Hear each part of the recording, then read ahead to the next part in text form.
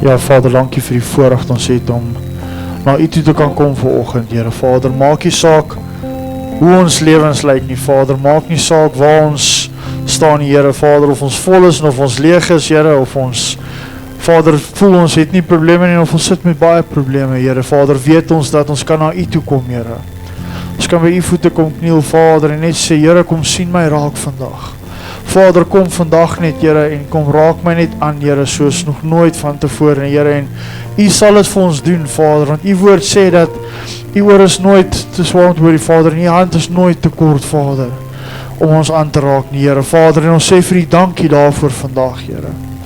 Vader, hier waar ons nou in die woord gaan deel, wil ons vra dat U die woord vir ons sal oopbreek, Vader. Dat dit waaroor ons gaan praat, Vader, in ons harte sal plek vind, Here, Vader, en laat, Vader, ons nie so sal uitstap, Vader, dieselfde as ons ingekom het, die Vader, nie omdat ons sê ons was by die kerk nie, Here, maar omdat ons in U teenwoordigheid is. Heilige Gees, ons nooi U nou in as ons eregas, kom beweeg in ons midde, kom praat met ons en kom deel met ons, Vader, soos wat net U dit kan doen, in Jesus naam, amen. Sê dank, julle kan vir my julle sitplekke neem. Het is vir my 'n voorreg om die eerste diens van 2025 met julle die woord te kan deel, en ek glo dat God het vir ons baie dinge in stoor hierdie jaar. Wie van julle hoop vir 'n beter jaar as laas jaar? Ek dink ons almal doen. 2024 was vir party mense 'n bietjie rof gewees. Ek dink vir meeste van ons was dit 'n bietjie rowwe jaar gewees. En ons staan aan die begin van 'n nuwe jaar. Ons staan aan op 'n plek waar ons 'n nuwe jaar in die gesig staar, en alles lyk vir ons dalk vreemd. Alles lyk vir ons dalk onseker. Ons weet nie waarheen ons op pad is nie. Ons weet nie wat se rigting ons heen gaan nie. Ons weet nie of dit 'n goeie jaar of 'n slegte jaar gaan wees nie. Ons weet nie of dit 'n jaar gaan wees wat ons gaan deurdruk, en of dit 'n jaar gaan wees wat ons gaan vou nie. Maar al wat ek weet vandag is dat as ons hierdie jaar ingaan met God aan ons kant, hoef ons niks te vrees nie.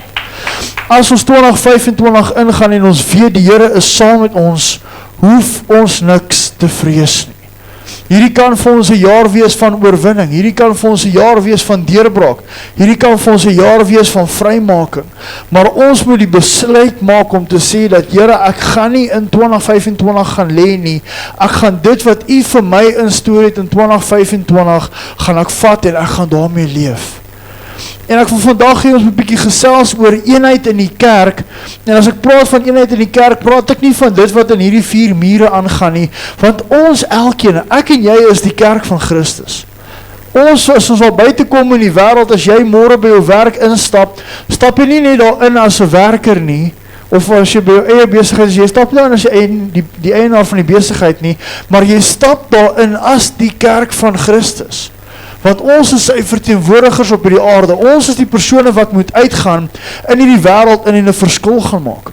Ons is die persone wat in 'n donker wêreld moet gaan instap en lig gaan wees vir hulle en vir hulle wys dat daar is hoop vir hulle. Ons is die wat moet instap en vir hulle wys dat al gaan omstandighede 'n bietjie swaar partykeer, al is dinge nie waar ons dit wil hê nie, moet ons of is ons in staat om 'n verskil te kan maak. Hoekom? Omdat ons great is? Nee. Maar omdat groter is hy wat in my is, as hy wat in die wêreld is. En ek glo vas dat as ons as kerk en ons as kinders van die Here oorwinning wil behaal in 2025, gaan daar 'n eenheid moet kom in die kerk. Daar gaan 'n eenheid moet kom onder kinders van die Here. Ons gaan mekaar moet begin bystaan, ons gaan mekaar moet begin ondersteun. Ons gaan mekaar moet begin dra, ons gaan mekaar moet begin oplig, en ons gaan die pad saam moet begin stap, wat Christus vir ons instoor het. So ons moet eengesind wees, as ons oorwinning wil behaal in 2025. In 2025 glo ek nie, gaan daar tyd wees vir een ou om op te staan en te sê, I'm all that, and God's gift to the world, en ek gaan die wêreld verander nie. Want God het dit nooit vir ons bestem vir een persoon om so te wees, maar hy het gesê dat ons moet saam staan, ons moet saamwerk, ons moet hom saam dien, en as ons saamkom, daar gaan hy sy seën gebied. Die Bybel sê vir ons, daar waar broers saam woon, daar beveel die Here sy seën af. So daar waar eenheid is, beveel God sy seën af. En kom ons kyk na 1 Korintiërs 1 vers 10 wat vir ons sê, ek pleit by julle broeders, So hierso skryf Paulus aan Korintiërs en hy sê nie vir hulle, ag ek vra julle maar mooi, as julle nou rarig wil en so voel nie, kan julle asseblief die volgende doen nie. Hy sê vir hulle, nee, ek pleit by julle, ek smeek by julle, ek wil hê julle moet besef dat daar is 'n erns in dit wat ek nou vir julle gaan vra, en dit moenie ligtelik opgeneem word nie. Hy sê, ek pleit by julle broers, in die naam van die Here Jesus Christus, dat julle almal eensstemmig sal wees, en dat daar nie verdeeldheid onder julle sal wees nie, maar dat julle volkome eengesind mag wees, met dieselfde denkwyse, en dieselfde oortuiging. Hierso skryf Paulus aan Korintiërs, en hy sê, ek weet julle is God se kinders, ek weet julle is mense met wie God 'n plan het, ek weet julle is mense wat die salwing van die Here op julle dra, maar ten spyte van al hierdie dinge wat julle het, moet daar eensgesindheid onder julle wees, moet daar eensstemmigheid onder julle wees. Een van die grootste probleme in die kerk vandag is daar's verdeeldheid. Nee, ek stem nie saam met dit wat die pastoor gesê het nie, nou gaan ek hierdie groepie mense vat en ek gaan loop en ek gaan my eie ding gaan begin. Ek hou nie daarvan hoe hierdie mense kerk hou nie, so nou gaan ek hierdie kant toe gaan en hulle is verkeerd en ek is reg. Ek lees die Bybel van voor tot agter en die ander pastoor lees hom van agter tot voor. Ons lees dieselfde Bybel, maar ek hou nie van hoe hy dinge doen nie, so hy is verkeerd en ek is reg. Plaas daarvan dat ons die dinge wat nie saak maak nie, begin een kant te stoot en sê dat ons as kinders van die Here wil saam staan, ons as kinders van die Here wil in eenheid kom en ons as kinders van die Here wil die doel uitleef, hoekom God ons op hierdie aarde gesit het. Die kerk van Korinthe was 'n kerk wat wonderwerke beleef het. Dis 'n kerk wat die gawes van die Heilige Gees beleef het. Dis 'n kerk wat gegroei het, dis 'n kerk wat baie dinge ervaar het. Maar hier skryf Paulus vir hulle aan die begin van die briewe aan Korintiërs, julle moet eengesind wees. Julle moet dieselfde denkwyse hê, julle moet dieselfde oortuiging hê. Gaan ons die hele tyd met mekaar saamstem? Definitief nie. Maar daar is sekere dinge wat ons moet oor saamstem. Wat is die goed wat ons oor moet saamstem? Is Jesus Christus het gekom en het gesterf vir ons sondes. Hy het gesterf sodat ons vryheid kan beleef. Hy het gesterf sodat ons gered kan wees. Hy het gesterf vir ons sodat ons losgemaak kan word van die kloue van Satan. We must preach Christ and him crucified, en dis dit.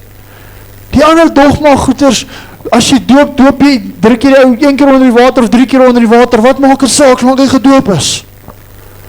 Maar kom ons begin fokus op dit wat belangrik is. Kom ons begin weer fokus om 'n eenheid te kry in die kerk. Van die oomblik as ons nie as 'n eenheid beweeg nie, die oomblik as ons begin ander denkwyse kry, die oomblik as ons begin negatief raak, die oomblik as ons begin verdeeldheid raak, wat gebeur? Dit wat in jou is, begin afsmeer op ander mense. En ongelukkig, die negativiteit smeer vinniger af as positiwiteit. Jy kan 'n hele vertrek vol positiewe mense hê en jy kan een negatiewe ou instap en dit gaan nie lank wees nie, dan selfde van die mense waar ons is ook negatief. Praat ek die waarheid? Dit is moeiliker vir jou om 'n ou positief te kry as wat dit is vir jou om iemand negatief te kry. Jy kan 'n goeie gesprek, jy kan al met braaivleisvuur staan en jy kan oor die mooiste goed gesels. Dan stap een nou daar en gesê, jy het gesien wat gebeur met die petrol hierdie maand. Dit gaan alweer op. En dit is nie 5 minute nie, dan kla ons oor Piet se kat wat hier so oor die pad geloop het en sy hond wat daar so 'n draad afgeëet het en ons moan oor alles. 5 minute. Dan gebeur hierdie dinge. Maar as ons eengesind is, as ons begin fokus op dit wat belangrik is, as ons begin fokus op die doel, hoekom die Here die kerk hier gesit het, dan gaan ons 'n suksesvolle toekoms kan hê, dan gaan ons 'n effektiewe toekoms kan hê, en ons gaan mense kan bereik. Handelinge 2 vers 1 tot 2 sê vir ons, en toe die dag van die Pinksterfees aangebreek het, was hulle almal eendragtig by mekaar. Wat beteken dit? Hulle almal was daar met dieselfde gesindheid.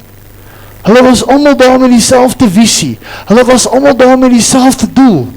En daar kom skielik uit die hemel 'n geluid soos 'n geweldige rukwind, en dit het die hele huis gevul waar hulle gesit het. Hierso sien ons na Jesus se opstanding, het hy sy mense bymekaar gekry en vir hulle gesê, gaan wag op die belofte wat ek vir julle gegee het. En dit is die belofte van die Heilige Gees.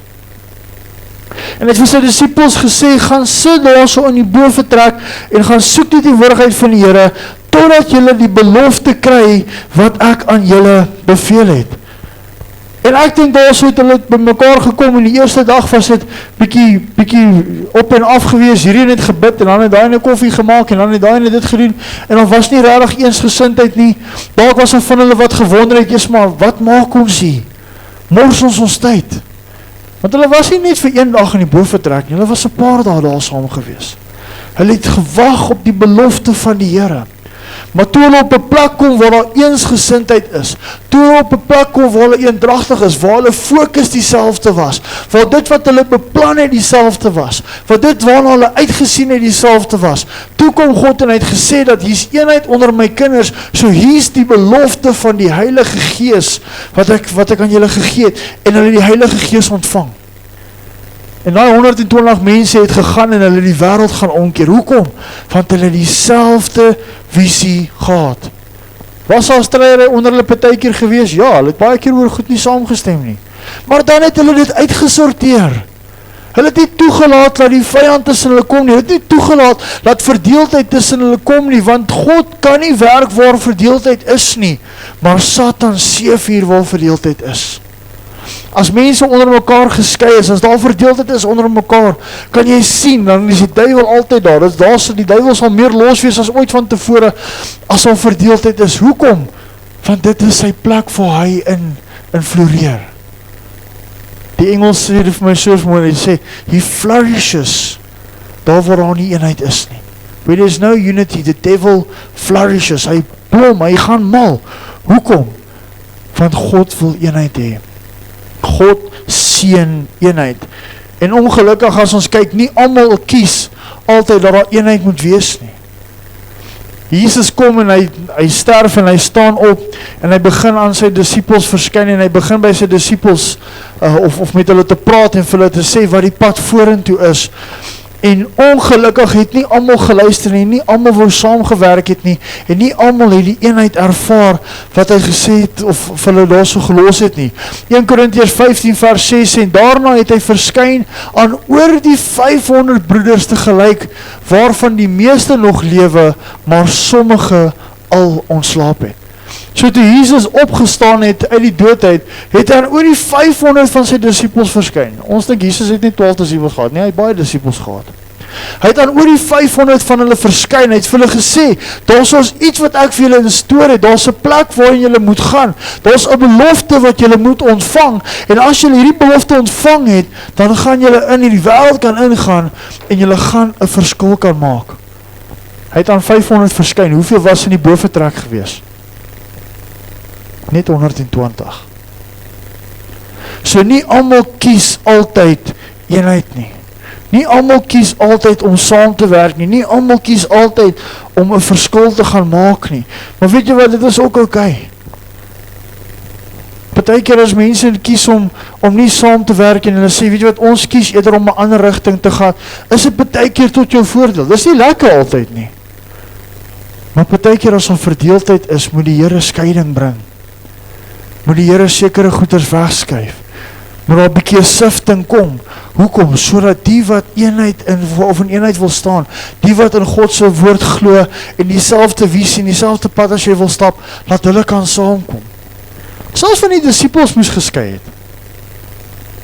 Kyk na Paulus en Barnabas, hulle stap die pad saam, hulle word opgelei, op 'n stadium kom hulle by mekaar en daar's een van die ouens wat saam met hulle is, wat hulle nie meer lekker saamstem nie, en hulle het besluit, weet jy wat, dit is dalk beter, laat ons paaie skei. Hoekom? Laat hulle eerder in eenheid beweeg as wat hulle saam is, en daar is oneenigheid. Eenheid bring vir ons restaurasie. Daar is soveel dinge en soveel mense se lewens wat afgebreek is, en wat skade gelei het, en wat seer gekry het, as gevolg van oneenheid. As gevolg van dat daar nie die gefokus word op die regte goed nie. Omdat daar verdeeldheid gesaai word, maar God sê vir ons dat eenheid bring vir ons restaurasie. Nou hoe gaan ons dit ervaar? Wat gaan ons kry? 2 Korintiërs 13 vers 11 sê vir ons, ten slotte broeders, wees altyd bly. Streef na volmaking, aanvaar vermaning, wees eengesind, leef in vrede, en die God van liefde en vrede sal met julle wees. En hierdie een versie sal soveel goed opgesluit, wat ons as kinders van die Here kan gebruik om die eenheid te restaureer, om restaurasie te bring in ons lewe. En ek wil ons moet gou na 'n paar van hierdie goeters kyk.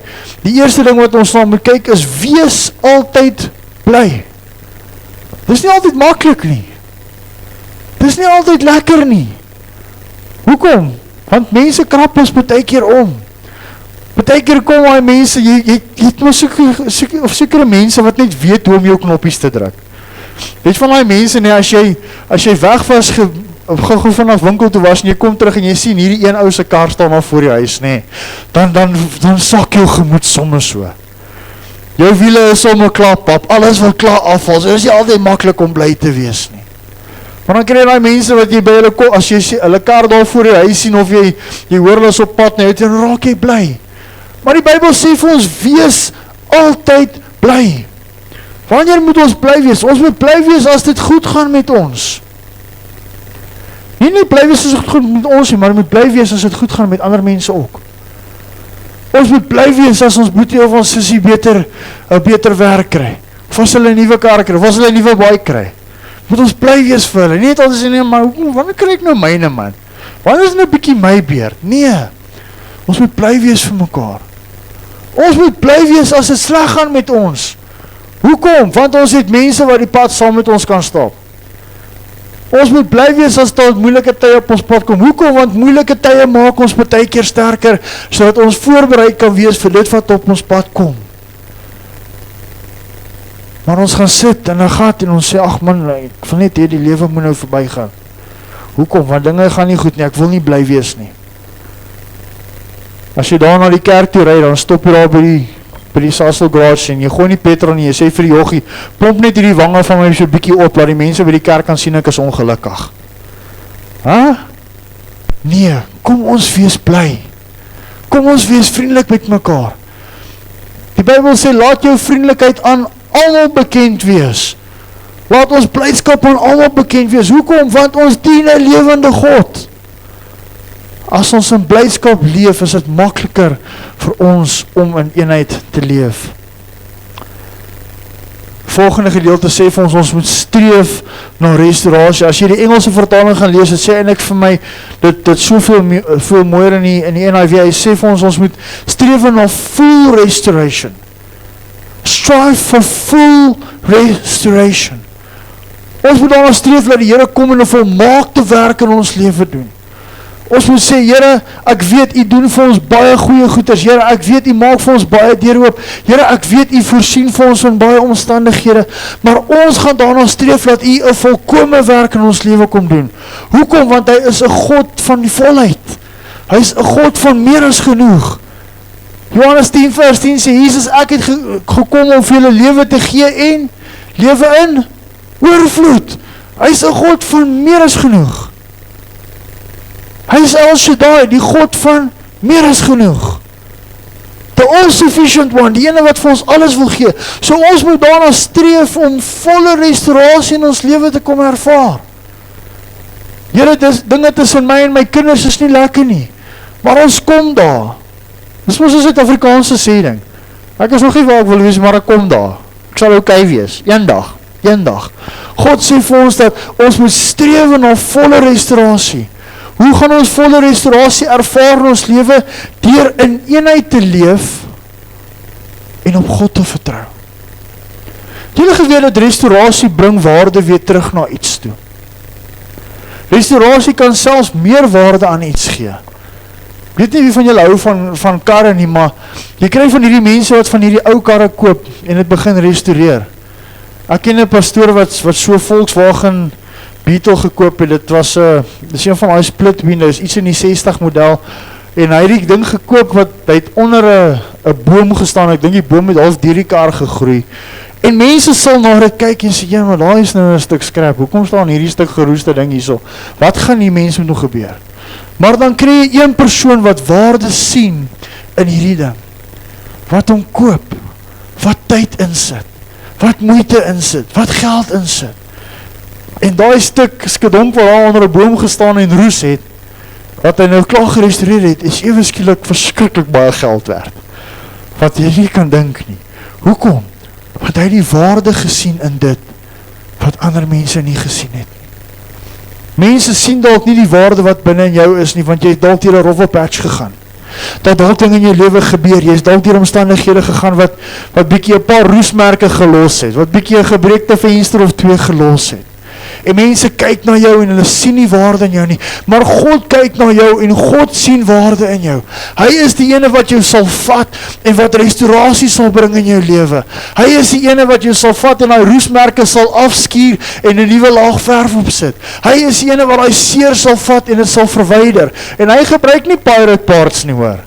Hy gebruik net die beste. Hoekom? Want hy wil jou restoreer, en wanneer die restaurasieproses klaar is, en jy die waarde begin besef wat God in jou gesien het, en ander mense die waarde begin besef wat God in jou gesien het, sal hulle sien, maar hy dien 'n lewende God. Maar is 'n spanpoging. Ons het mekaar nodig. Ons moet daarna streef om volle restaurasie te ervaar. Ons moet begin mekaar ondersteun. Ons moet begin die eenheid in mekaar sien. Ons moet begin die waarde in mekaar sien. As daar eenheid is in die kerk, gaan ons begin anders kyk na mense. John Maxwell is een van die bekendste skrywers en kenners as dit kom by leierskap in die wêreld. En hy het 'n gesegde gehad wat gesê dat as jy 'n persoon sien, so ons het mos altyd 'n nommer op iemand, 'n waarde op iemand.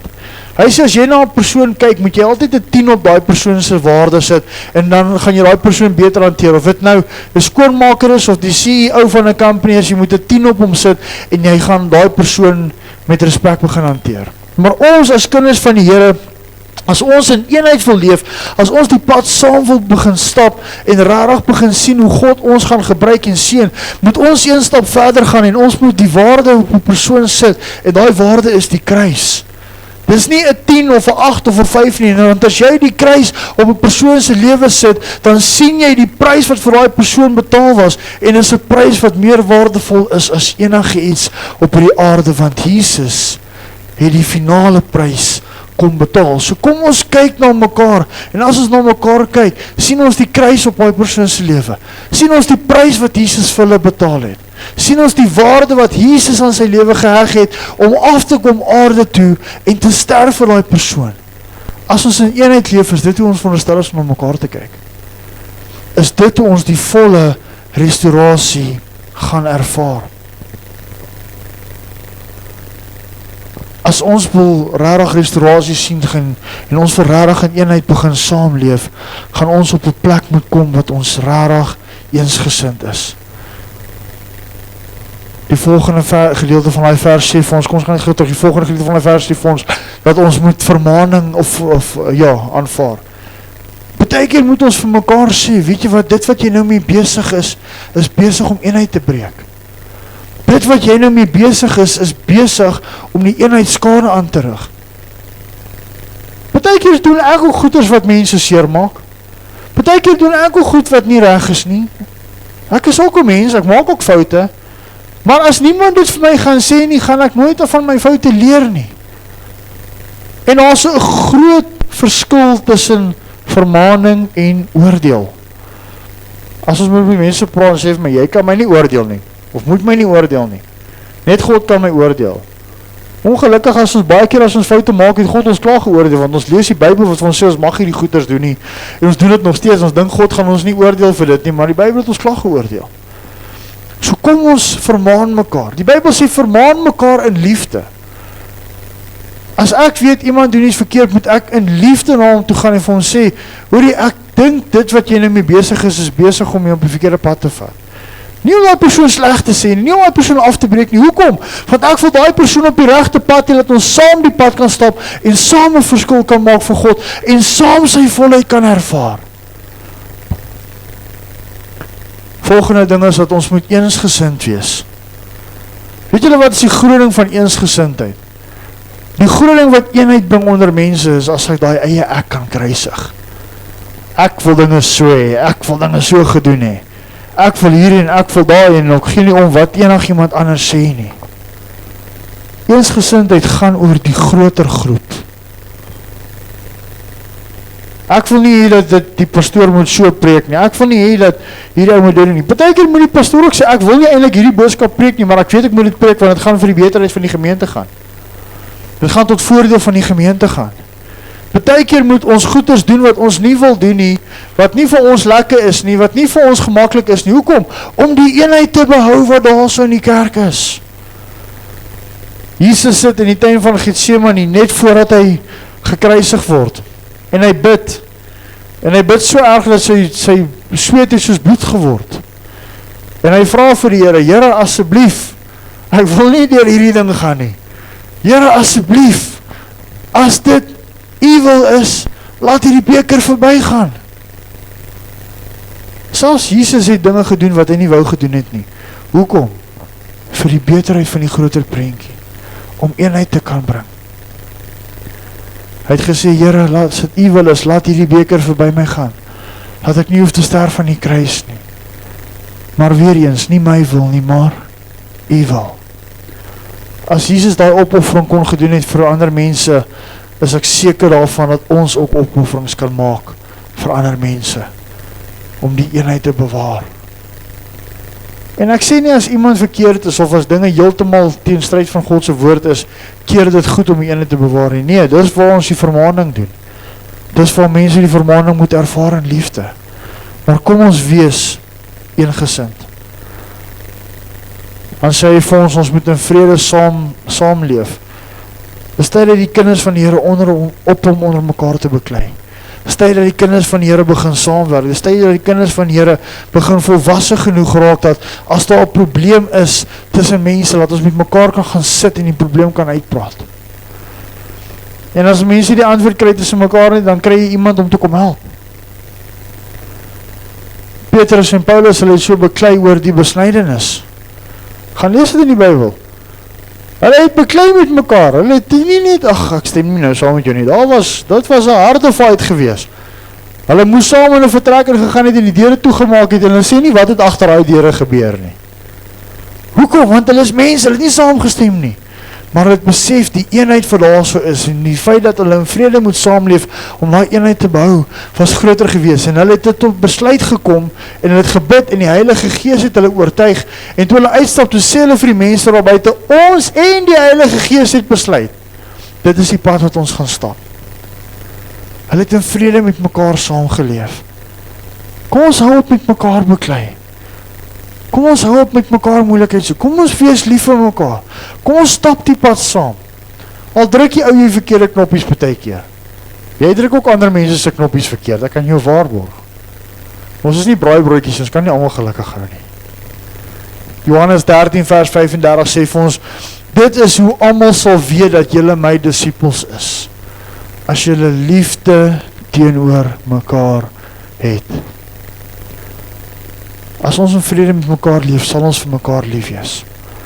Sal ons dinge uitsorteer. Sal ons die pad kan stap.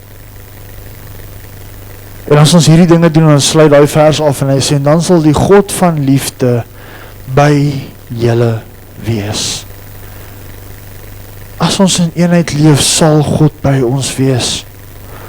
As ons die pad saam met hom stap, as ons eengesind is, as ons vermaninge aanvaar, as ons mekaar in liefde hanteer, dan sal God by ons wees. Hoekom? Want God floreer waar eenheid is. Ons het net gesê, die duiwel floreer waar oneenheid is, maar God floreer waar eenheid is. Dis hoekom dit is belangrik vir ons as kerk, vir ons as kinders van die Here, om saam te staan, om dinge saam te doen, om die pad van geregtigheid saam te stap, en te sê, Here, maak nie saak wat ons deur gaan nie, saam gaan ons deur hierdie ding kom. En ek wil afsluit met 'n gedagte wat ons gevoel het oor ons gemeente om nou in Januarie 'n Daniel vas saam te doen. Net gou vinnig, die Daniel vas is 21 dae wat ons gaan vat van die 12de Januarie wat volgende Sondag is tot die 1 Februarie toe en die Daniel vas sny jy alle vleis uit, alle diereprodukte uit, alle lekker goed uit, daai suiker en die sweets en al die goeders uit. En ons het besluit dat ons gaan 'n Daniel vas as 'n gemeente saam doen. Hoekom? Want ons wil saam die aangesig van die Here soek. Ons wil saam aan die eenheid werk. Ons wil saam staan en sê, Here, ons as 'n gemeente gaan nie hierdie jaar ingaan verdeeld nie. Ons as 'n gemeente gaan nie hierdie jaar ingaan met ons eie opinies en ons eie goed nie. Ons wil U soek en hoor wat U vir hierdie gemeente wil doen en hoor wat U wil hê of waarheen U wil hê ons moet gaan.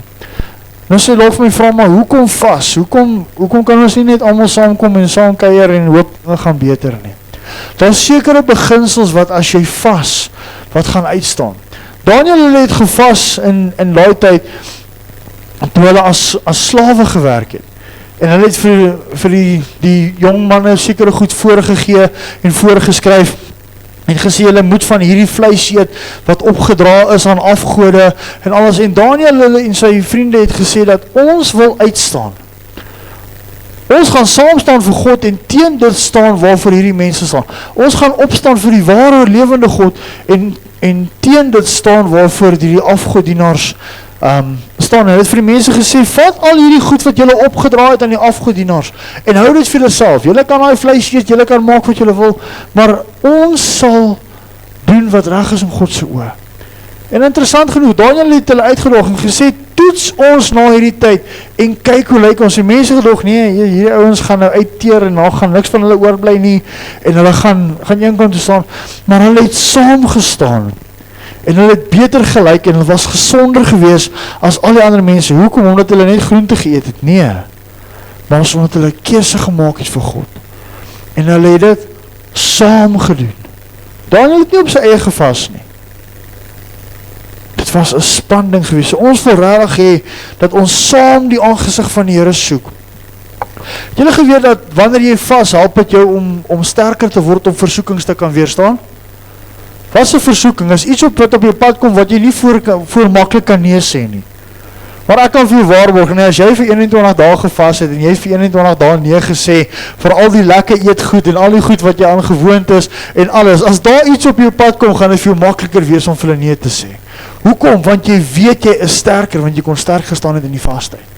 So vastheid maak ons sterk, dit help ons om teen versoekings te kan staan. En ek hou van kos, so as ek kan nee sê vir kos, kan ek dink vir enigiets nee sê. So kom ons staan sterk, dit help ons om nuwe gewoontes te vorm. Dit help ons om dit wat ons agter ons moet sê, die dinge wat ons so lank vasgehou, want as jy vas is dit belangrik ook om seker goed uit te sny uit jou lewe uit. Daai TV wat jy so voorsit die hele tyd en deurkyk. Daai TikTok waar jy so scroll in die aande so laat, of daai Facebook wat jy so deur scroll. As jy vas, dan stoot jy daai goeders bietjie eenkant. Hoekom? Want jy fokus op dinge van die Here. Jy fokus op God. Dit help ons om gewoontes te vorm. Ons is in 'n nuwe jaar en almal sê, 2025 'n nuwe jaar. As ons nie ons gewoontes en ons denkwyse gaan verander in hierdie nuwe jaar nie, gaan dit nie 'n nuwe jaar wees, dit gaan net nog 'n jaar wees. As jy die volheid van 'n nuwe jaar wil ervaar, gaan jy jou denkwyse moet verander. Die manier hoe jy optree moet verander, die manier hoe jy reageer op situasies verander. En dit is wat vas doen vir jou. Vas help ons om daai goed te verander. En vas help ons om af te sonder voor God. Dis wat met Daniel gebeur het. Toe hulle gevas het, was hulle afgesonder. Ons is kinders van die Here. Ons is nie veronderstel om dieselfde te wees as die wêreld nie. Ons is veronderstel om afgesonder te wees. Nou sê ek nie, jy moet daar in die hoekie gaan sit en krepeer en niks doen in die lewe nie, asseblief nie, dis nie wat verstaan nie. Maar ons is in hierdie wêreld, maar ons is nie van hierdie wêreld nie. God het ons hier geplaas met 'n doel. En weer eens, ons wil dit saam doen. Jy is nie alleen nie. So ek wil vra dat as jy deel wil wees van hierdie vas tydperk, ons gaan 'n WhatsApp groep maak en ons gaan elke dag vir julle 'n motivering opsit en sê waarvoor ons gaan bid vir die dag en sê wat die doel is vir dit wat ons doen. So ons wil regtig die pad saamstap, ons wil dit in 'n eenheid doen. Ons wil hê dat God hierdie gemeente moet optel. Ek glo dat 2025 gaan vir hierdie gemeente 'n goeie jaar wees. Ons tema vir die jaar, maar ons gaan nog dit alles in detail bespreek oor so 2 weke, maar ons tema vir hierdie jaar is, dit is ons jaar van groei. En ons wil saam groei, ons wil saam die pad stap, ons wil saam God se liefde ervaar, ons wil saam sy seën ervaar. Maar om dit alles saam te doen, wil ons die jaar reg begin saam, deur saam te vas, deur saam af te sonder, deur saam God se aangesig te soek. Julle kan so lank vir my vorentoe kom asseblief. So ek wil hê dat ons net 'n oomblik vat en net bietjie introspeksie doen. En net sê, Here, dis 'n nuwe jaar. Here, ek weet U het 'n plan met ons lewe. Here, ek weet U het 'n doel met ons. Ek weet U wil hê ons moet vir U gaan werk. Maar kom ons herstel die eenheid. Kom ons vra vir God vanoggend, Here, as daar iets is binne in my wat verdeeldheid bring, neem dit weg, vat dit weg.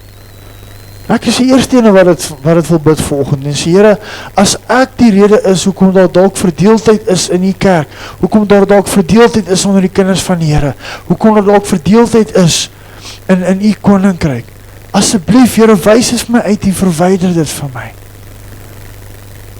Want ek wil in eenheid staan met julle. Ek wil in eenheid staan met God. Maak nie saak wie jy is nie, maak nie saak wat jy doen nie. Met ons broeders en susters hierso wat in die bikers is, ons sal verstaan, ons almal loop daar op 'n plek op, ons almal het 'n baadjie aan met iets anders op ons rug, en ons almal het ons eie groepie wat ons aanbehoort. Maar weet jy wat, daar's 'n eenheid onder bikers, né? Daar's daai brotherhood wat mense nie altyd verstaan nie. Dit gaan nie oor wat jy op jou rug dra nie, dit gaan oor wat hier binne aangaan. Met die kerk is dit dieselfde, met ons as kinders van die Here is dieselfde. Maak nie saak of jy ryk of arm is, en of jy bekend is of onbekend is, en of jy wat so werk jy doen nie, dit maak nie saak waarheen jy gaan nie.